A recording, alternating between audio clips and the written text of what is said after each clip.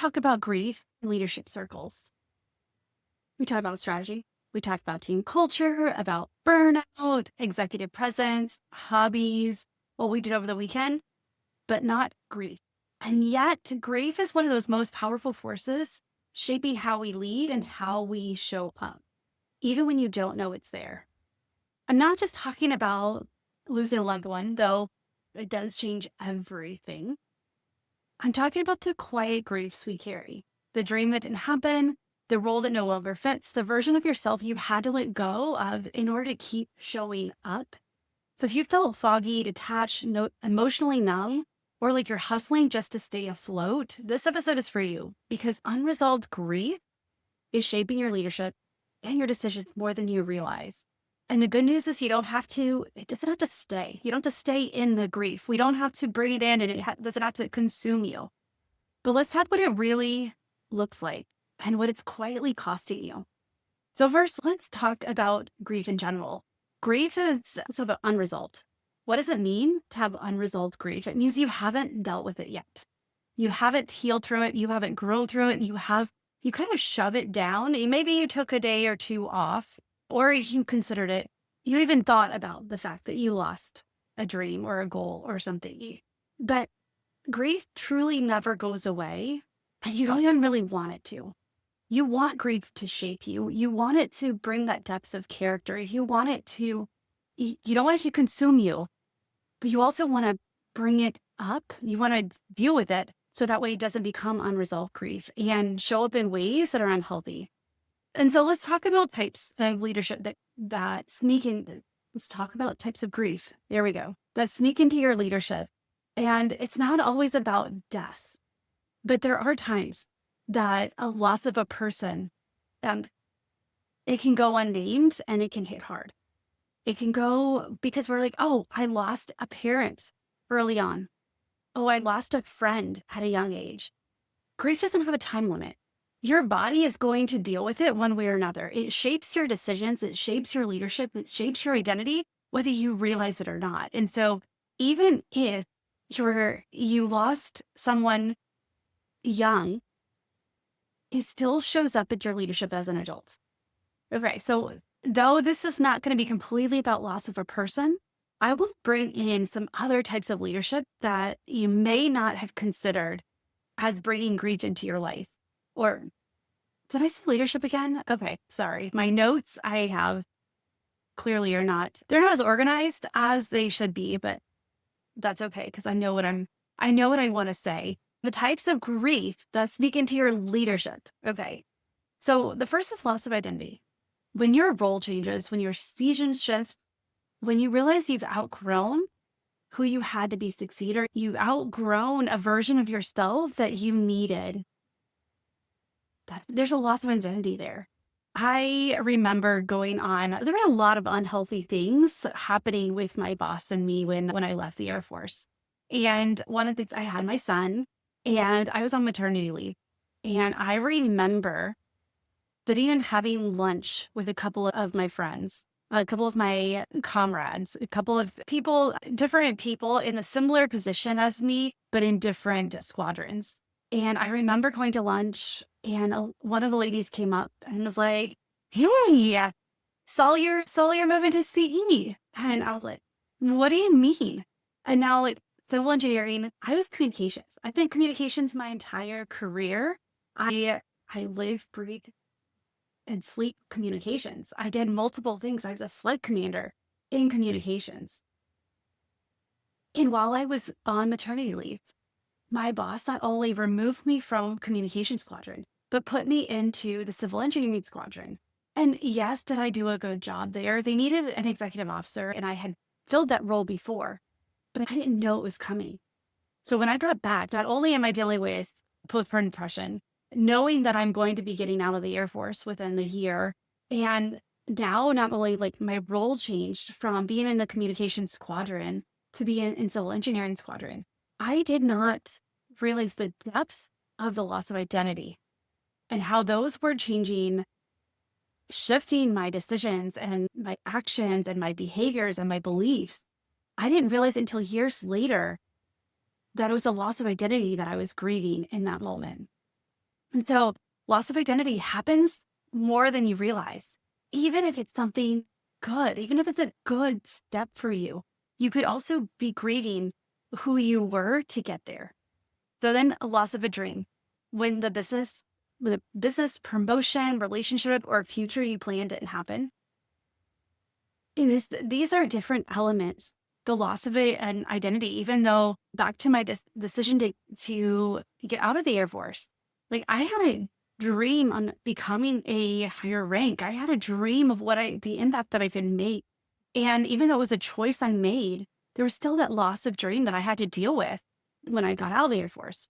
I saw the loss of a dream when I lost my husband, the loss of a dream when I shifted from working from the nonprofit to working for myself.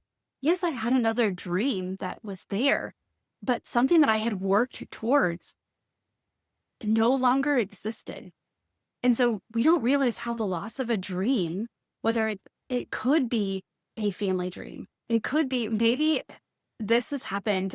Not to me, but this is one of my friends is she had family land and she dreamed of building a house in portion of it. She knew that only part of the land would be hers. But what she didn't realize, and what none of the siblings realized, is the parents actually sold it. And so that dream that she had been envisioning for herself, it was gone. Then all of a sudden, what she knew to be true no longer existed.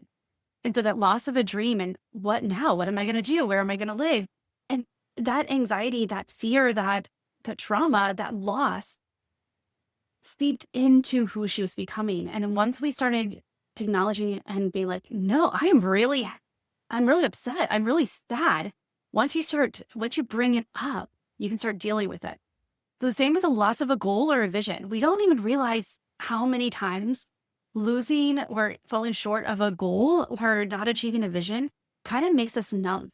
If we don't allow it, if we don't allow ourselves to heal through it and to reason with it and to really acknowledge it, we can actually have like layers of numbness and layers of the beliefs of that I'm not capable, or just there's the beliefs that we can attach to it. So even if you meet the goal, it still doesn't feel how you've hoped. So that goal didn't get you what you wanted, that vision that you worked so hard for. And then it's, oh, I've been climbing the wrong mountain. And there's a loss there because there's a loss of time, resources, energy. There's a loss of just emotional bandwidth.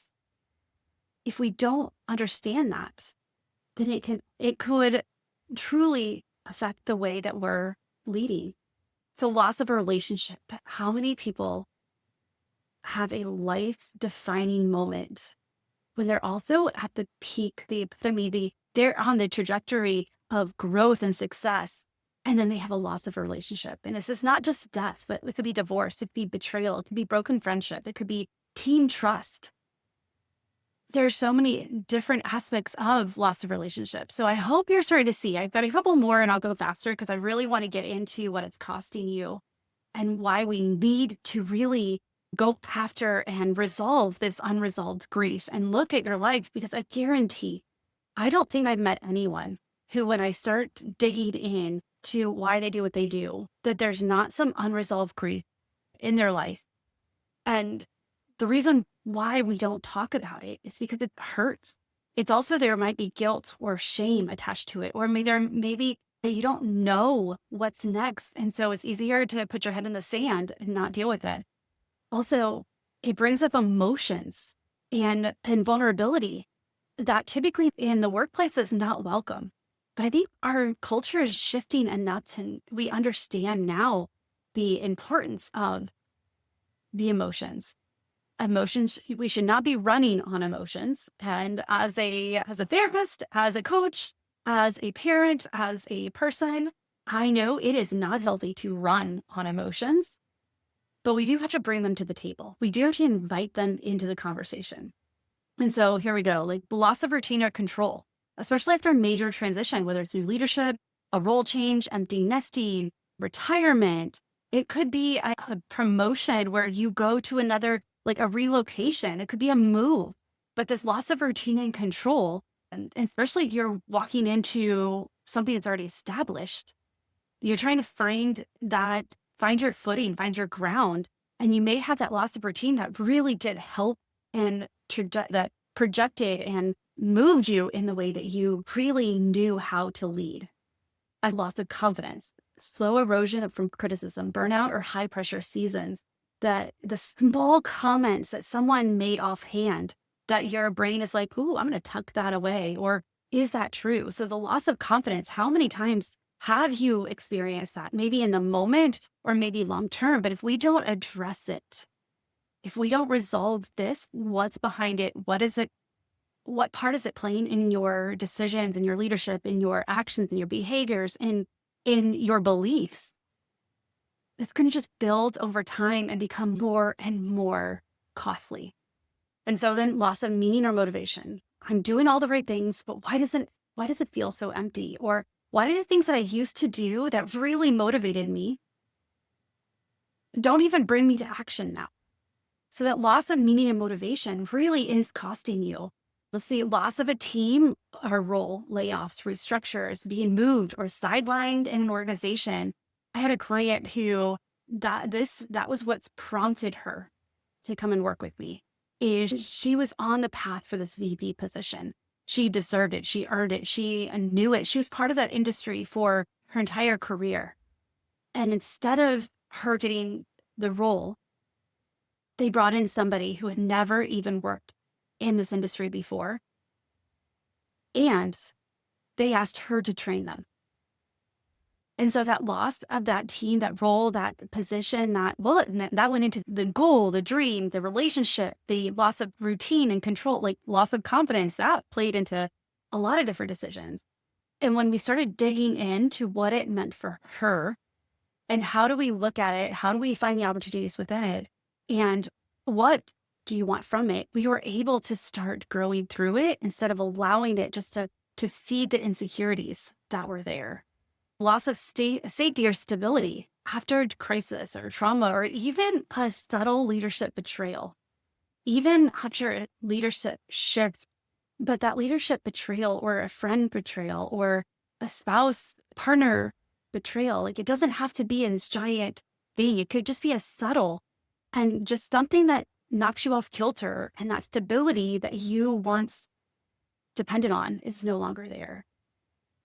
And then the most invisible but powerful one, when you no longer recognize yourself, when you lose yourself in your actions, in your behaviors, in your work, in your day-to-day, and this loss of self costs you more than you realize. Okay, so we're going to shift. So these are just some of the ways, some of the losses. My point in diving into this so deeply is I want you to see that we need to broaden our definition, because though it may, like you may have been like, oh, I've experienced a couple of these. And again, it doesn't always have to be a bad thing. It could also be a promotion, but there's still a loss of self in there. There's still a loss of control or routine in there, because all of a sudden you have a new role. There's still a loss of a dream of, oh, I thought I was going to go this direction, but I have a brand new opportunity. It doesn't mean there aren't beliefs in there. It doesn't mean there's not a loss that you get to just explore.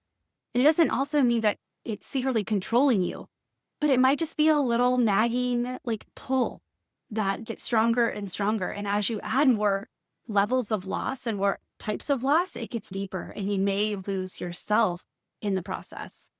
And so let's talk about 5 ways unresolved grief is really costing your leadership. So this is where allowing, like, I don't bring work home, or home work, or work to home. There we go. The thing is, we are one person. We may be good at compartmentalizing, but there's areas of our life that we cannot compartmentalize. There's areas of our life and our feelings, it's a circle. And we may have some brackets or spokes, if we look, wheel spokes, but in that center, we are who we are. We have our core identity. We have our core motivations. We have our core beliefs. We have our core desires and our core avoidances. This is the heart of us. And unresolved grief starts to break at that in our circle. When we allow it to put a cover layer over it first, like a little protective layer over ourselves. And if you have experience grief and you start to put that armor around you for protection. But if you don't start to removing that armor, it costs you a lot. It costs you growth and joy and happiness. And the same way, if we don't start to resolve this grief that we have, it's going to cost your leadership. So you make decisions from self-protection, not strategy. When grief is unprocessed, it activates survival mode. You hesitate, you over-control, you withdraw, not because of the data, but because of the fear or the unhealed hurt, because of the insecurities, because of that little nagging, that little pull of what if, or what I knew to be true is no longer valid. And so these decisions that we may think that we're making them from strategy, and we may be able to rationalize or justify, and we may be okay for a while, but in the long run, the self-protection is going to overcome it. The self-protection and that survival mode will start to show up, and your people will notice. And this is when we start doing what we don't want to do, and we start reacting instead of responding, and we start looking, and we're so anxious about the decisions we make because we know that there's something off with them, but we don't slow down enough to understand where it's coming from. So you lead from disconnection instead of conviction. So unresolved grief creates emotional fog. It numbs your purpose and voice, making you unclear, reactive, or disconnected from your own leadership identity. In your own identity itself. I can't harp on this enough. I can't share this enough that in this, again, the circle, but we have our inner core. That unresolved grief creates a fog, a protection, a layer around this, that it removes the bridge of our decisions. It stops where our purpose and our voice are talking. It removes that clarity. Now, if you ever, like in the bathroom, when you are getting out of the shower and you know that you're there, let's face it, you know that you're standing there, but you can't see it or it's distorted. And even when you like take it, and this happens a lot at like hotel bathrooms, right? It gets foggy. And so you take it and you like rub it off. You like rub trying to get rid of some of the fogginess, and it's still, the picture's clear, but you have to actually take a towel. You need a tool in order to make it go away. You need to remove the fog, the condensation that's causing it. And so when you lead from disconnection instead of conviction, it's like you're just using your hand to make it better, but you don't have the tools to remove it completely. And so you're disconnected instead of convicted. So here's one that happens a lot. You overfunction to avoid feeling. Grief says slow down, but hustle says just do more. So you overwork, overgive, overperform, and you wonder why you're exhausted and still unfulfilled. You overfunction, trying to cover, trying to make it so people don't see. I remember, so when I was in the Air Force, I lost my mom. And this was not a healthy way to grieve. I am not proud of it. And it's one that it did weigh on me for a while. And I went to her funeral, and I went and I came back and I took one day off, one 24-hour period. And then I went back to work. And then I know that I was overfunctioning. I was trying to prove that I can push through. And I remember my boss, actually was my superintendent first, being like, Captain, you need to slow down. You need to trust us and know that we've got you, but you're gonna need to heal, and you're gonna have to stop because you're stressing us all out. I was overfunctioning to avoid the feelings because working is way easier for me than feeling. This is something that I didn't really dive into grief until after I lost my husband. And then I had no choice but to. But then I also had the loss of my mom that I dealt with, the loss of a babysitter when I was younger. Your body keeps score. The grief doesn't go away. But also with that, there's layers of it. The loss of identity, the loss of, I no longer had a mom, so I wasn't a daughter to my mom anymore. I had my dad, and he's still very active and alive and involved. But there's something different when you lose your mom. And so that overfunctioning to avoid the feelings, how often do you just keep pushing through when really you need to take a step back? Number 4, you unintentionally limit others. This happens so often in grief, or in leadership. This happens so often because you haven't processed your own loss. You may struggle to hold space for others' vulnerability, their conflict, their transformation, their results. It can leak into your team culture and relationships because while you're trying to overfunction to avoid feelings, you have now made it the status quo. You have made this as the standard operating procedures in your work, that now, because you haven't held space for yourself, that it's now not good and it's not allowed to be vulnerable, to show conflict, to grow, to slow down. The others are going to be limited because they can only grow to the level you as the leader allow them to. And when they get to that level, this is when good people leave because they know that there's more. They know that and it's not that you have to be grown the same ways as them, but you do have to stop limiting their growth. And when you haven't processed your own loss, you may struggle and you may put unavoidable, what word am I thinking about? Unnecessary, I can't think of the word. Anyway, these expectations on others that are ridiculous, that are not available, that are not growth mindset, but are fixed mindset, and may actually leak into the team culture and relationships. It may become the silent through line that we do our work, but we're not human in this environment. We're just doers. We're not beers. And so when you don't address your unresolved grief, you're actually unintentionally limiting others as well. Because they do look to you for guidance. They look to you for boundaries. They look to you for what is possible. And so number 5, you miss the clarity of what's actually next. When you skip the grief, you skip the wisdom inside it. It's a stupid game that people are like, oh, if you had to do it over, would you have done it? And we don't have do-overs, because even if we had this is not Groundhog's Day. We don't, which I just got to explain to my daughter. She's like, don't keep saying it's Groundhog's Day. What is this? I was like, oh, that's right. I failed as a mother. I haven't showed you the movie. And then, of course, there's lots of movies that are similar to that. So she's like, oh, I didn't know why it's called Groundhog's Day, though. But when you skip grief, you skip the wisdom inside. I would not give up the depth of character, the depth of understanding, the depth of compassion, the depth of the wisdom that I got through grief. And I know that I'm a better person. I'm more giving, more relational. I'm more vulnerable. I think that you can only experience the highs as deep as you're willing to go low. And when you have grief, it allows you to break that barrier and go a little deeper. And so I wouldn't want to miss out on what I learned through grief. Was it hard? Oh my gosh, understatement of the year, of the decade. Is this something that gets easier over time?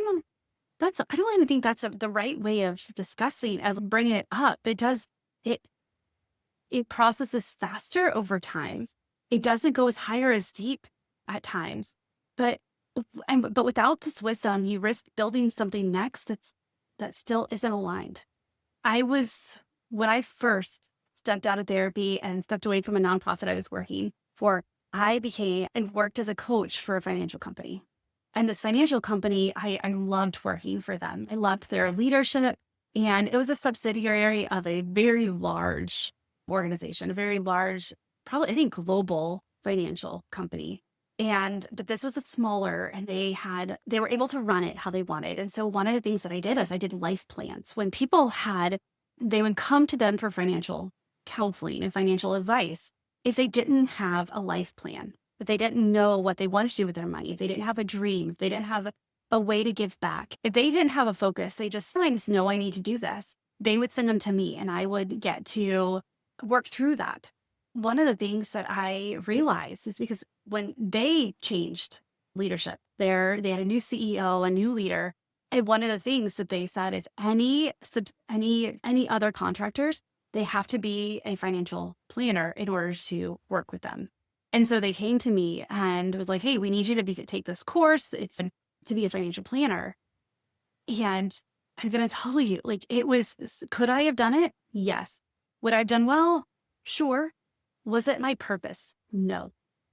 The wisdom and the work that I've done through grief and through understanding my purpose, my calling, I was able to, instead of worrying about, I'm going to lose this opportunity, because it was a very it was a good opportunity for me. This was a good company and I was doing what I loved when I loved it. And for the most part on my terms with their guidance, but loved the work that I was doing.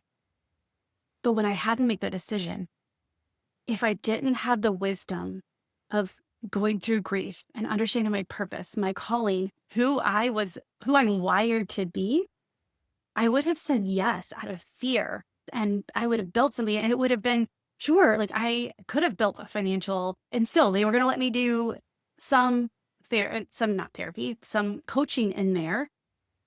But I also saw the writing on the wall that I would do more and more financial planning. And that's not what my heart is. That's not what I'm good at. That's not where I spend my time, like my free time, my fun time researching. I love reading and diving into identity and purpose and calling and communication and why we do what we do. And so I would have missed the clarity on what's actually next if I didn't go through that grief, that the wisdom that you get through grief. And it's not like you get different levels of wisdom depending on the griefs that you've been through and that you've worked through. So there's times that we may think that we may look at things we've been through and be like, it's not that big of a deal. Other people have it worse. But friend, I want to challenge that. The things you go through are valid. You get to choose. You get to choose how you see through them, how you work through them, what you take with them, and what you're going to release. Because there's elements of grief that I have blessed and released. I thanked for the opportunity and the experience. And now it's something like, I don't want to hold on to this part anymore. The fear part, the protection, the armor no longer fits me. And so when you have unresolved grief, it's going to affect how you show up. It's going to affect how you grow. It's going to affect your decisions and your feeling aligned. It's going to affect how wise you can be in the moments. But not only that, it affects the people around you as well. You doing the work to resolve and to heal through grief, you don't ever get over it. You grow through it. But you doing the work and acknowledging it allows others to do it as well. This is where you get to lead from experience and vulnerability and authenticity, and you get to lead from your inner being. Your core, your identity is stronger because of the things we go through. If you allow the grief to be unresolved, and so it's still controlled, it's still there, no matter what, it's going to hinder your growth, your love, your relationships, your life, your possibilities, your clarity. It touches every aspect of your life. So I want you to look through, and I want you to take some time and consider what areas of grief are you holding on to, or have you left unresolved? And I want you to consider getting help. I want you to consider talking to somebody. I want you to consider getting a coach. If it is strong, you need therapy, go find a therapist and work through it. A lot of times, we don't have to dive in as deep as you think. Some of the times, this is one of the areas that I work with. I would say every client that I work with has, I already mentioned, everyone has unresolved grief. Everyone who thinks they downplay something. And this is an area that immediately, when we resolve the grief, when we bring it to light, because when we bring things to light, they lose the power over you. And if you're ready to deal with some of these, and again, we don't have to dive in, we don't have to talk about childhood secrets and those big T traumas. Those little T traumas are important too. And once we acknowledge them, we look to see how we want to go through them, grow through them. Then we get to choose what we take with us into our next chapter, into our next, whatever's next for us, our next promotion, our next opportunity, our next dream or goal, our next relationship. So friend, don't allow the secret unresolved grief to cost you your life, to cost you your joy and your peace and your calm and your conviction and your leadership. If you're ready to say, okay, let's get this unresolved grief resolved and healed, and I want to take my leadership to the next level, I can help. This is not an area that we stray away from. This is not one that we spend so much time in tears. It's no, we get to take it. We get to acknowledge it, and we get to move through it. And we get to take elements and that wisdom you gain from it to propel you for the life that you want. So if you're interested, if you have some unresolved grief that you're like, I know this is controlling some of my decisions, get on my call. Get on a Lead with Purpose mapping call, and let's create the blueprint that gets you to your next steps, that identifies the unresolved grief so that you can start working through it. All right, friend. Grief is something that we need to talk about more and more.